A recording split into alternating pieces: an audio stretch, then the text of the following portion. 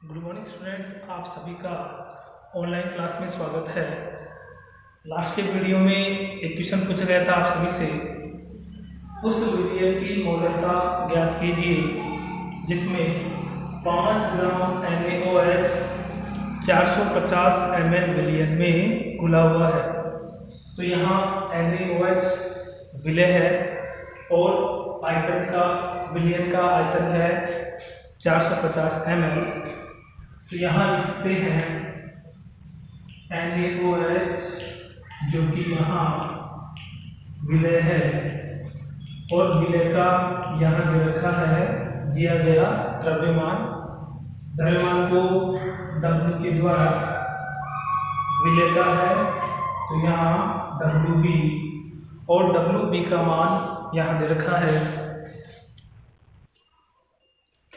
तो यहाँ WB का मान दे रखा है आपको 5 ग्राम। मोलरता है तो मोलर द्रव्यमान की आवश्यकता होगी हमें।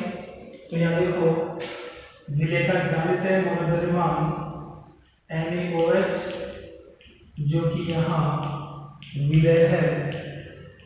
तो विलय का मोलर द्रव्यमान जिसको रिप्रेजेंट करते हैं Mb के द्वारा। NaOH है तो NaOH में देखो सोडियम का क्रमांक 11, द्रव्यमान होता है 23, ऑक्सीजन का क्रमांक 8, द्रव्यमान होता है 16 प्लस हाइड्रोजन क्रमांक होता है 1, द्रव्यमान भी 1, 40 ग्राम मोल इनवर्स। ये देखा है विलयन का आयतन देखा है हमें यहाँ। तो विलयन का आयतन, तो विलयन का आयतन देखा है आपको 450 ml। मोलरता ज्ञात करनी है तो मोलरता का फॉर्मूला पहले लिखना है आपको। मोलरता M बराबर WB upon MB into V इन ml इंटू 1000। WB का मान दे रखा है आपको 5 ग्राम। MB मोलर द्रव्यमान ये दे रखा है आपको 40। विलयन का आयतन 450 इंटू यहाँ पे 1000। जैसे इसकी करोगे आप गणना करेंगे तो लगभग 0.278 कैपिटल M इसका आंसर आ जाएगा, या 0.278 मोल लीटर इनवर्स इसका आंसर हो जाएगा।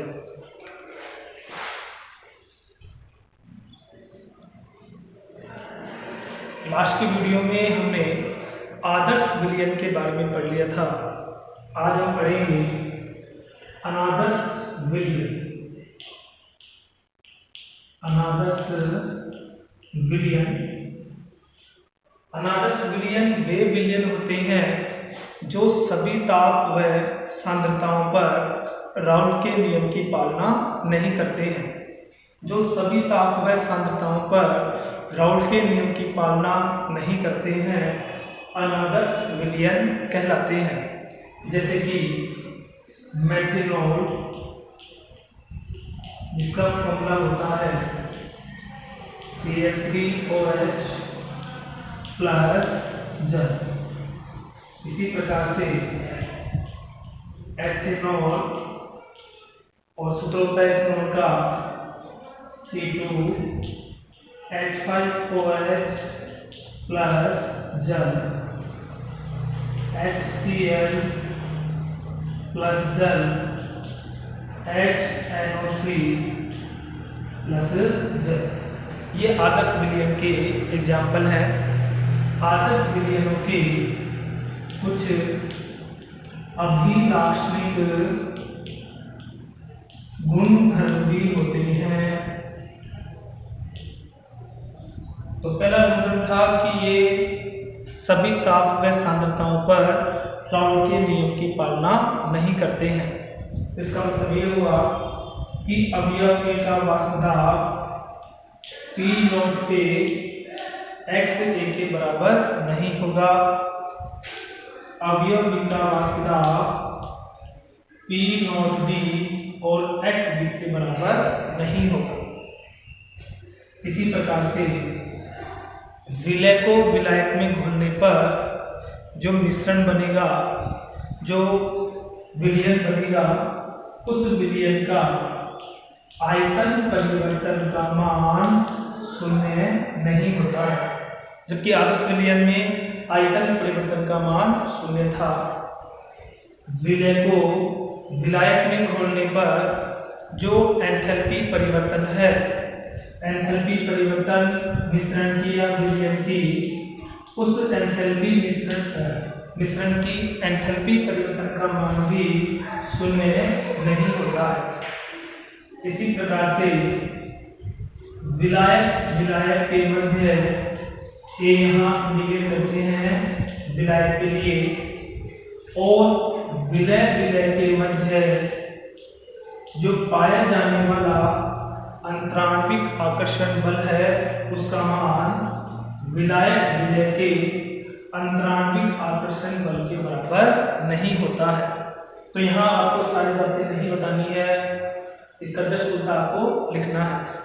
इन्हें कहते हैं अपन अनादर्श विलयन। इसके बाद पढ़ते हैं अनादर्श विलयनों के प्रकार। तो अनादर्श विलयन दो प्रकार के होते हैं, धनात्मक विचलन को प्रदर्शित करने वाले और ऋणात्मक विचलन को प्रदर्शित करने वाले।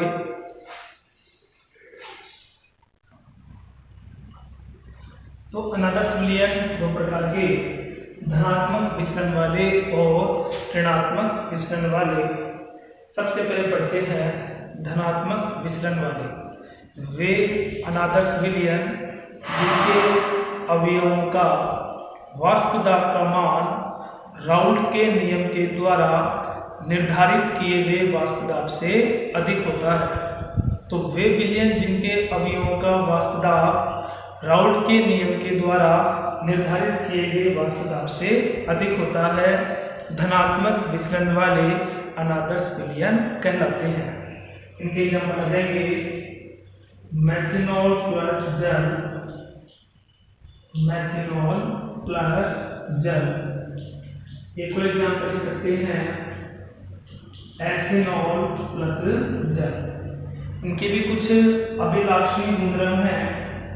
तो यहाँ अभिलाक्षणिक गुणधर्म, क्योंकि यहाँ सभी अवयवों का वाष्प दाब राउल्ट के नियम के द्वारा निर्धारित किए गए वाष्प दाब से अधिक होता है, तो अवयव ए का वाष्प दाब का मान ज्यादा होगा P not a x a की तुलना में। अवयव बी का वाष्प दाब का मान ज्यादा होगा P not b x b की तुलना में। इसी प्रकार से विलय को विलायक में घोलने पर जो मिश्रण बनेगा, उस मिश्रण का आयतन परिवर्तन का मान शून्य से अधिक होता है, या हम कह सकते हैं कि यहाँ जो मिश्रण का आयतन परिवर्तन होगा उसका मान धनात्मक होता है। तो यहाँ जो आयतन परिवर्तन है उसका मान धनात्मक होता है। इसी प्रकार से विलय को विलायक में घोलने पर जो मिश्रण बनेगा, उस मिश्रण की एंथैल्पी परिवर्तन का मान धनात्मक या पॉजिटिव होता है। यदि एंथैल्पी परिवर्तन का मान पॉजिटिव है तो हम कह सकते हैं कि विलय को विलायक में घोलने पर ऊष्मा शोषी प्रक्रिया या ऊष्मा शोषी प्रक्रम संपन्न होता है। डेल्टा एच का मान नेगेटिव हो तो ऊष्मा क्षेपी, और डेल्टा एच का मान पॉजिटिव हो तो ऊष्मा शोषी, जिसमें ऊष्मा का अवशोषण होता है। इसी प्रकार से विलायक विलायक के मध्य, विलायक विलायक और विलय विलय के मध्य पाए जाने वाला अंतराण्विक आकर्षण बल का मान विलय विलायक के अंतराण्विक आकर्षण बल से अधिक होता है। तो धनात्मक मिश्रण वाला है तो इसमें सारे काम आपको अधिक ही बताने हैं।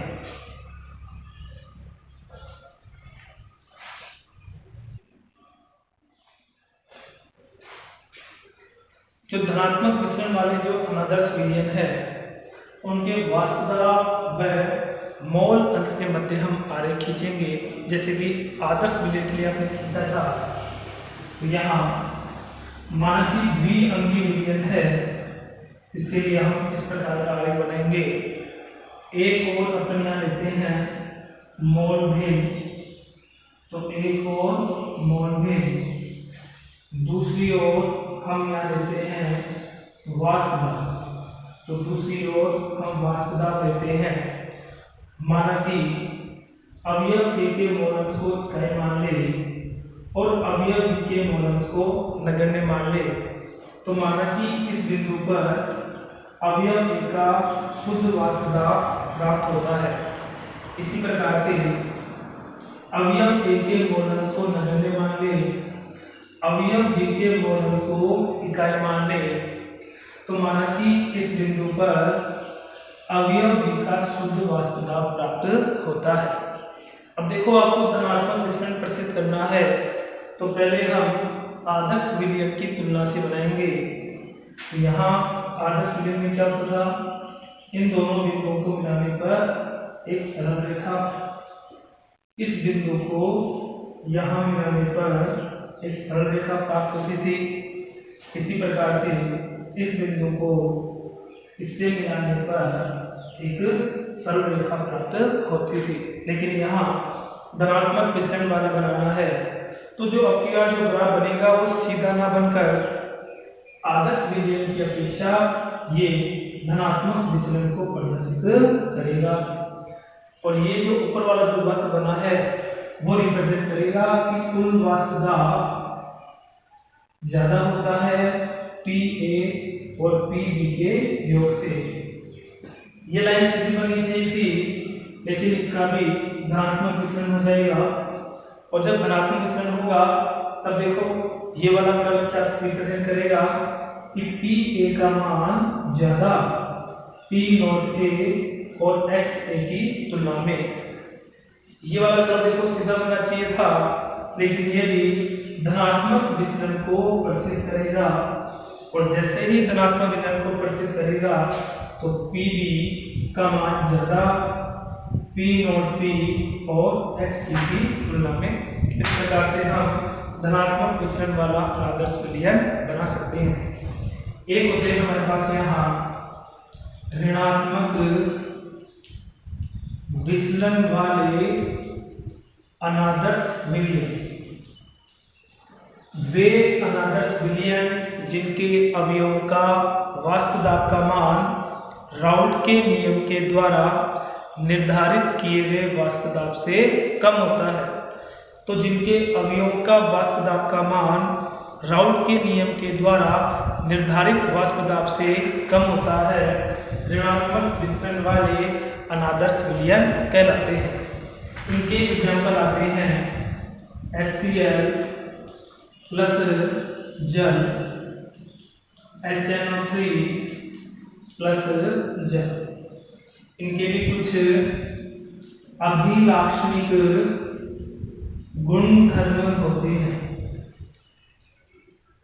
जैसे पहला हो जाएगा कि यहाँ पे देखो जो अवयवों का जो वाष्पदाब है वो राउल्ट के नियम के द्वारा निर्धारित वाष्पदाब से कम है, तो यहाँ PA का मान कम होगा P0A XA की तुलना में। इसी प्रकार से PB का मान कम होगा P0B XB की तुलना में।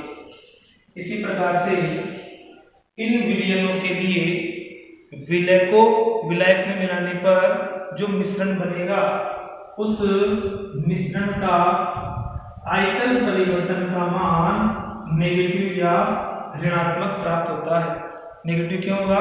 क्योंकि आयतन परिवर्तन का मान 0 से कम होगा। विलय को विलायक में घोलने पर जो एंथैल्पी परिवर्तन है मिश्रण की, जो मिश्रण तैयार होगा उस मिश्रण की एंथैल्पी परिवर्तन का मान भी ऋणात्मक प्राप्त होता है। डेल्टा इसका मान पॉजिटिव होता है तो ऊष्मा शोषित, डेल्टा इसका मान नेगेटिव है तो इस वाले प्रक्रम को ऊष्मा क्षेपी प्रक्रम कहा जाता है, जिसमें ऊष्मा का उत्सर्जन होता है, ऊष्मा की हानि होती है। इसी प्रकार से इन विलयनों के लिए विलायक विलायक और विलय विलय के मध्य पाए जाने वाला जो अंतराण्विक आकर्षण बल है उसका मान विलय विलायक के अंतराण्विक आकर्षण बल से कम होता है। तो यहाँ आपको सारा ऋणात्मक बताना है, सबके मान में आपको यहाँ पे कमी करनी है।